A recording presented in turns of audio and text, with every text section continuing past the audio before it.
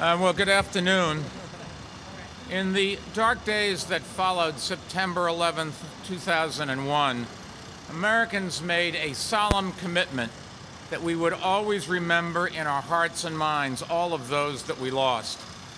In just 4 months, on the 10th anniversary of the attacks, thanks to the generosity of people from around the world, the National September 11th Memorial will open, providing a powerful and permanent place of reflection and remembrance. Already, there is a generation of children growing up who are too young to understand what happened on 9/11, and they may be too young to understand what the news of bin Laden's death means. But it is our obligation in building the memorial and museum to ensure that the story of 9/11 is never forgotten. In the dark days that followed September 11th, we made a solemn commitment that we would rebuild the World Trade Center site. And as you can see, 7 World Trade Center is standing and open for business. 4 World Trade Center has risen above 25 stories. 1 World Trade Center is now above 60 stories, and both are stretching higher every single day. This is the largest, most complicated construction site in North America, but it is also one of the most important in American history. In the dark days that followed September 11th, we made a solemn commitment to the dead and to the living that we would bring to justice those responsible for killing more than 2,900 innocent people. Yesterday, Osama bin Laden found out that America keeps its commitments. Today, we have come to the site the terrorists attacked in 1993 and again in 2001 to reaffirm our commitments to all those we lost, to the future that we believe in, and to a more peaceful and just world.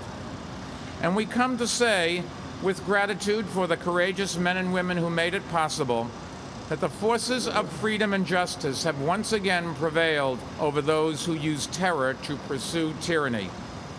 Osama bin Laden is dead, and the World Trade Center site is teeming with new life.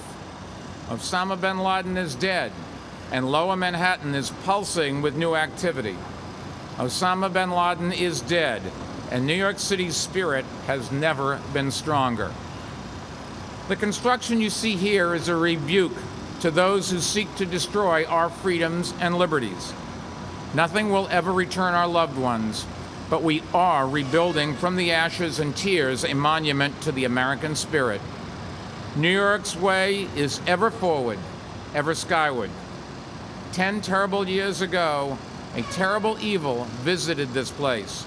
Today, let the spirits that are all around us know some peace and justice. Last night's spontaneous celebrations occurred here in Lower Manhattan, in Times Square, at the White House, in other places with private homes around the country and the world.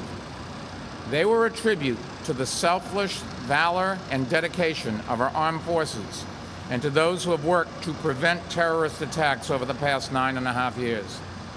During that time, New York City's police department has built the most sophisticated counterterrorism operation of any police department in the world.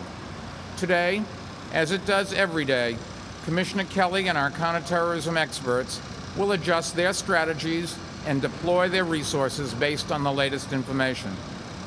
As of now, I'm happy to say there are no new immediate threats against our city.